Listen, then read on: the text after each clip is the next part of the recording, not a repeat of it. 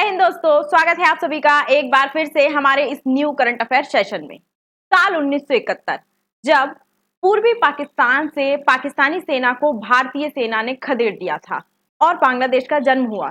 वो पाकिस्तानी सेना जो बांग्लादेश से भाग खड़ी हुई थी, अब वो बांग्लादेश में लौटने की तैयारी कर रही है। क्या ये पाकिस्तान और बांग्लादेश की भारत के खिलाफ कोई नई साजिश है? क्या भारत इस चुनौती के लिए तैयार है?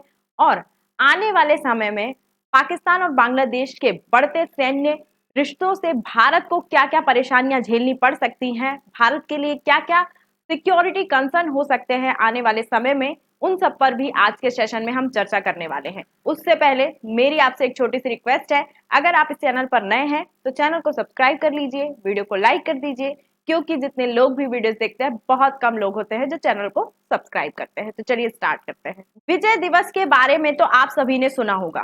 16 दिसंबर के दिन हमारे यहाँ विजय दिवस मनाया जाता है। क्यों मनाया जाता है? क्योंकि 16 दिसंबर 1971 के दिन पाकिस्तान के 93,000 सैनिकों ने भारत के आगे आत्मसमर्पण कर दिया था और उसी शौर्य को बार बार हम याद करते हैं विजय दिवस के रूप में। हमारी भारतीय सेना के साहस, पराक्रम और ताकत को याद करने के लिए हर साल 16 दिसंबर को विजय दिवस मनाते हैं, ताकि हम ये याद रख पाए कि कैसे भारतीय सेना ने अपने साहस का, अपनी शक्ति का प्रदर्शन करते हुए पूर्वी पाकिस्तान से पाकिस्तानी सेना को खदेड़ दिया था, आत्मसमर्पण करने के लिए मजबूर कर दिया था और बांग्लादेश की स्वतंत्रता में भारत के जो सैनिक हैं उनका क्या योगदान था, उन सभी को याद करने के लिए हम विजय दिवस मनाते हैं। लेकिन बांग्लादेश इस बात का एहसान मानने की बजाय भारत को आंखें दिखा रहा है तथा भारत के सबसे बड़े दुश्मन यानी कि पाकिस्तान से अपने सैन्य संबंध बढ़ाता जा रहा है, उससे उसके साथ अपने जो संबंध है और भी ज्यादा मजबूत करता जा रहा है। रिसेंटली ये खबर सामने आई है कि बांग्लादेशी सेना 53 साल बाद अब फिर से पाकिस्तानी सेना से ट्रेनिंग लेगी। ये ट्रेनिंग देने के लिए पाकिस्तानी सेना खुद बांग्लादेश में एंटर करेगी और बांग्लादेशी सैनिकों को ट्रेनिंग दी जाएगी। ये फैसला बांग्लादेश की जो वर्तमान अंतरिम सरकार है, यूनुस की सरकार के द्वारा लिया गया है। यूनुस की सरकार हम सब जानते हैं कि चुनी हुई सरकार नहीं है। चुनी हुई जो सरकार थी शेख हसीना की सरकार, उसको गिरा दिया गया है, अस्थिर कर दिया गया है। अब शेख हसीना खुद भारत में शरण ली हुई है और एक ऐसी सरकार जिसे जनता ने चुना भी नहीं है, वो देश के बड़े बड़े फैसले ले रही है। उन पाकिस्तानियों को फिर से एंट्री देने के लिए ये सरकार तैयार हो गई है, जिससे ये 1971 में लड़ाई लड़े थे अपनी स्वतंत्रता, अपने अधिकारों के लिए। और समझ नहीं आता कि बांग्लादेशी सेना पाकिस्तानी सेना से कौन सी ट्रेनिंग लेना चाहती है, आतंकवाद कैसे फैलाएं या फिर आत्मसमर्पण कैसे करें, जिस प्रकार से उन्होंने 1971 में किया था। इससे पहले भी पाकिस्तानी सेना और बांग्लादेशी सेनाओं के बीच इस प्रकार का प्रशिक्षण, इस प्रकार की ट्रेनिंग होती आई है, पर लास्ट 15 ईयर से इस प्रकार की कोई ट्रेनिंग नहीं हुई थी, क्योंकि शेख हसीना की सरकार थी और शेख हसीना की सरकार में पाकिस्तान की सेना से बहुत ज्यादा दूरी बनाकर रखी गई थी। लेकिन अब बांग्लादेश में जो वर्तमान सरकार है उसका झुकाव पाकिस्तान की ओर ज्यादा है, इसीलिए वो पाकिस्तान से अपने सैन्य संबंध बढ़ा रही है। तथा बांग्लादेश और पाकिस्तान के बढ़ते सैन्य संबंध भारत के लिए कई चुनौतियां खड़ी कर सकते हैं। अगर बांग्लादेश में पाकिस्तानी सेना आएगी, इससे भी भारत के लिए बहुत बड़ा खतरा उत्पन्न होगा। पाकिस्तान का प्रभाव बांग्लादेश की सरकार पर, बांग्लादेश पर किस प्रकार बढ़ रहा है, ये बांग्लादेश की पॉलिटिक्स में साफ साफ देखा जा सकता है।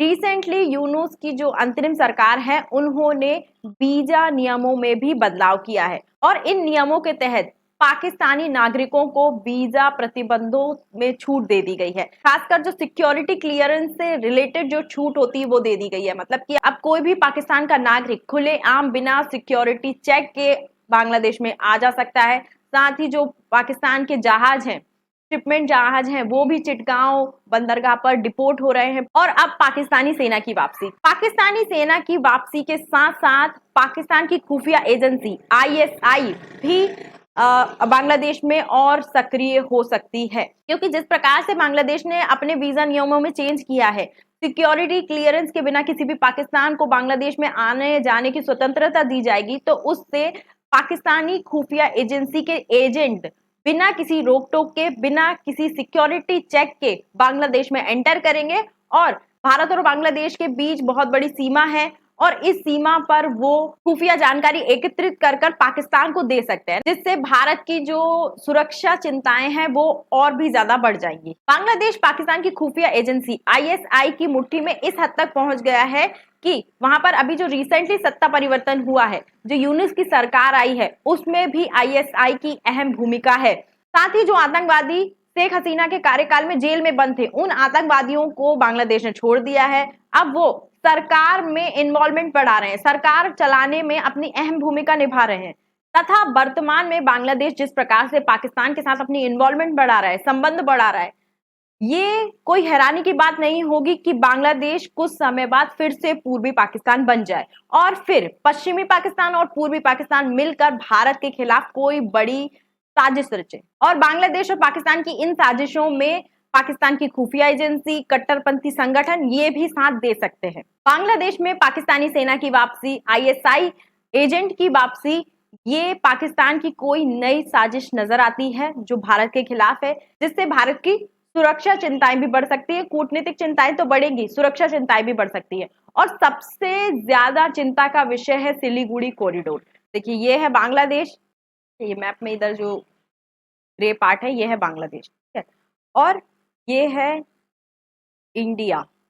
यहाँ पर ये 7 सिस्टर कहे जाने वाले पूर्वोत्तर राज्य, और इन पूर्वोत्तर राज्य को जोड़ने वाला ये जो सिलीगुड़ी कॉरिडोर आपको दिख रहा है, ये बहुत ही छोटा एरिया है, छोटा मार्ग है जो भारत को, भारत की मुख्य भूमि को पूर्वोत्तर राज्य, भारत के जो पूर्वोत्तर राज्य है, 7 सिस्टर कहे जाने वाले राज्य हैं, उनको जोड़ता है।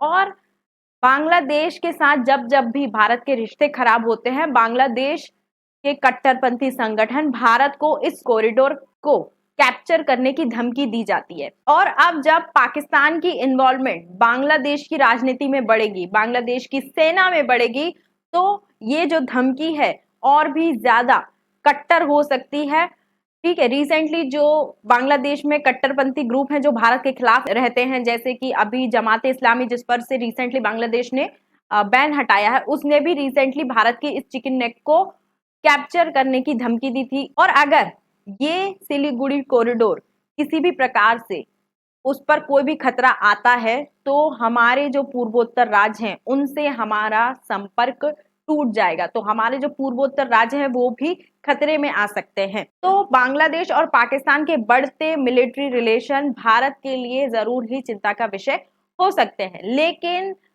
हम सबको भी ये जो तस्वीर है आपको पीछे दिख रही है, ये याद रखनी चाहिए। पाकिस्तान बांग्लादेश को भी ये तस्वीर याद रखनी चाहिए।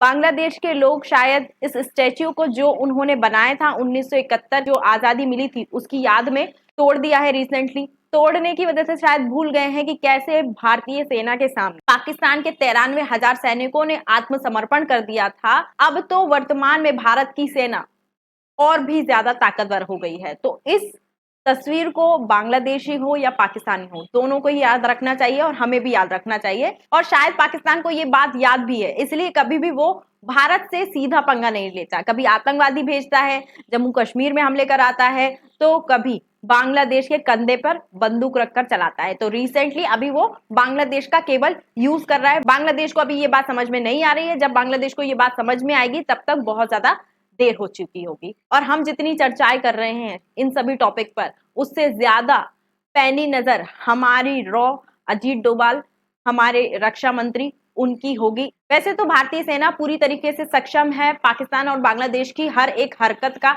जवाब देने के लिए, लेकिन फिर भी मैं आपकी राय जानना चाहूंगी, क्या पाकिस्तान की सेना की वापसी बांग्लादेश में भारत के लिए चुनौती बन सकता है, भारत के लिए कोई परेशानी खड़ी कर सकता है? हमें अपनी राय कमेंट में लिखकर जरूर बताइए। आज के सेशन में इतना ही। आई होप आपको ये वीडियो अच्छी लगी होगी। मिलते हैं नेक्स्ट सेशन में, तब तक के लिए जय हिंद, जय भारत, थैंक यू।